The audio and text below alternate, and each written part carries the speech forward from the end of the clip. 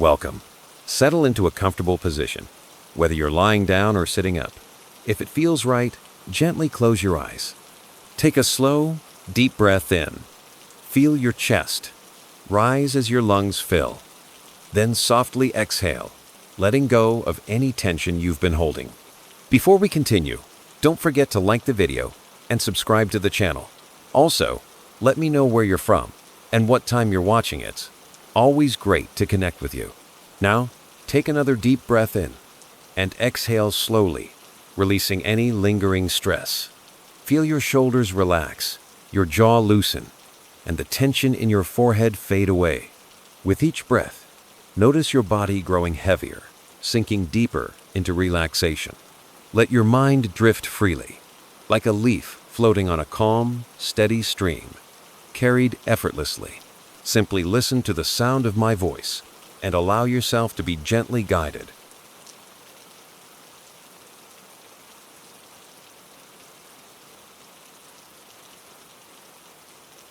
Four hikers vanished on this trail after signing up for a secret clinical trial.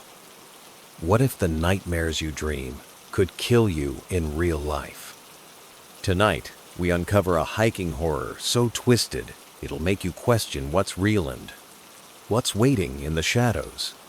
It all started in the summer of 2024, in the dense, misty peaks of the Cascades.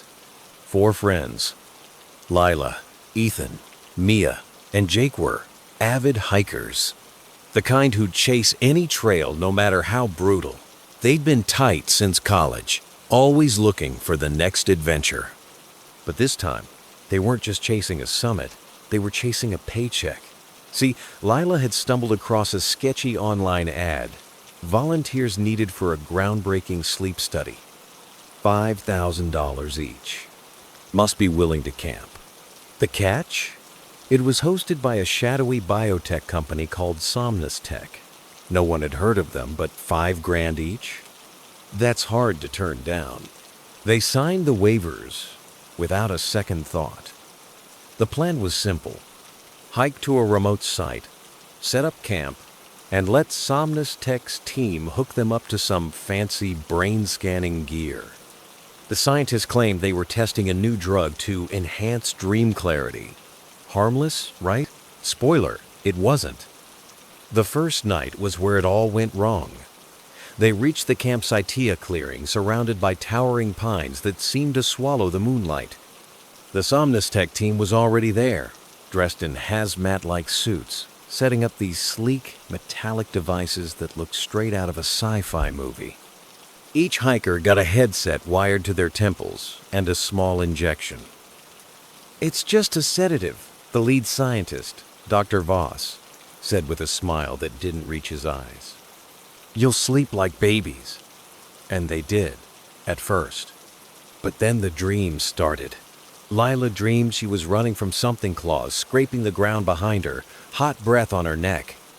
Ethan saw a figure with no face standing over him, holding a dripping knife. Mia was trapped in a collapsing cave, dirt choking her lungs. And Jake? He dreamed he was drowning in a black lake, hands pulling him under. They woke up screaming, drenched in sweat, but alive, or so they thought. Here's where it gets weird. When they compared notes at dawn, they realized their dreams weren't random. The claw marks Lila swore she heard? There were fresh scratches on the trees around camp. Ethan's faceless figure? Mia found a knife buried in the dirt near his tent. The hikers laughed it off as coincidence until Jake started coughing up water. Black, murky water. The kind you'd find in a lake. Now you're probably thinking, okay, creepy dreams, weird coincidences, but they're fine, right? Wrong. See, Somnus Tech wasn't just studying dreams. They were weaponizing them. The drug didn't enhance clarity, it bridged the gap between your mind and reality. Whatever you dreamed didn't stay in your head. It came for you. And these four friends were guinea pigs in a nightmare experiment they couldn't escape. But here's the kicker. One of them wasn't dreaming at all. One of them was awake and controlling the horrors. Who was it? Stick around. because this twist will break your heart and blow your mind. By the second night, paranoia had set in. Lila swore she saw Ethan sharpening that knife from his dream. Jake kept spitting up more water, his skin turning clammy and pale. Mia found claw marks inside her tent. They begged the Somnus team to stop the trial, but Dr. Voss just smirked. "You signed the contract. 2 more nights." They were trapped miles from civilization. No signal, no way out. That night, the dreams got worse. Lila saw the clawed thing again, but now it had Ethan's eyes. Ethan dreamed Mia was stabbing him, over and over, laughing as she did it. Jake's drowning turned into a full-on vision of his friends holding him under. And Mia? She dreamed they were all dead, torn apart, staring at her with empty eyes. When they woke, the campsite was a war zone. Blood stained the ground. Ethan's arm was slashed.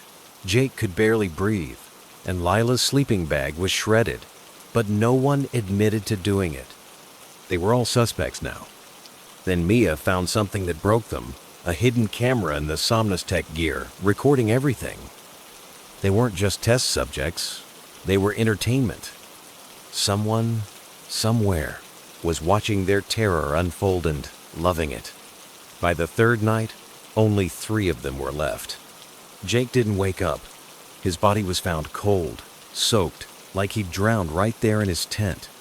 The survivors, Lila, Ethan, and Miad, decided to fight back. They smashed the headsets, burned the gear, and ran. But the dreams didn't stop, because the drug was in their blood now. And that's when Lila figured it out.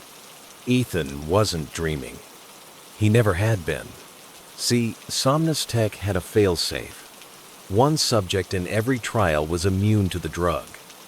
Instead, they were wired to control the others' nightmares, feeding off their fear to stay alive. Ethan had been awake every night, whispering into the headsets, shaping the horrors. Why? Because Somnus promised him more than money. They promised him power he'd craved since college, when he'd secretly hated his perfect friends. Lila and Mia confronted him. Ethan just laughed, his eyes wild. "You don't get it," he said.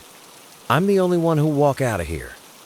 He lunged at Mia with that knife, the one from his dream, and in the struggle, Lila pushed him off a cliff. He fell, screaming, into the ravine below. But when they looked over the edge, his body was gone. Lila and Mia made it back to civilization. Barely. They told the authorities everything. But Somnus had vanished, no records, no trace. The girls were broken. Mia couldn't sleep without seeing Jake's face, blaming herself for not saving him. Lila kept hearing Ethan's laugh in the wind. They'd been best friends family, and now they'd lost everything to a betrayal they never saw coming. But the worst part? Weeks later, hikers found something on that trail. A knife, rusted and blood-stained, with a note carved into the handle. It said, "I'm still dreaming. Ethan wasn't dead. Or maybe he never had been." Horror fam, what do you think? Was Ethan really controlling it all? Or was Somnus pulling the strings? Drop your theories in the comments. I read every single one. If this story gave you chills, hit that like button and share it with your crew. Subscribe and ring the bell so you don't miss next week's Today It's a Doozy. And tell me, would you sign up for a trial like that? See you in the shadows.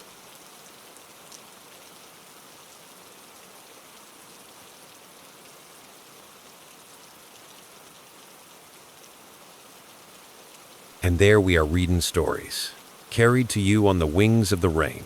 The night is quiet now, the storm easing into a gentle murmur. I hope these tales have wrapped you in a strange sort of comfort, the kind that lingers between waking and dreaming. The rain will keep falling, soft and steady, long after my voice fades. Let it guide you to sleep, to a place where the shadows are just stories, and the unknown is nothing to fear. Good night and sweet dreams.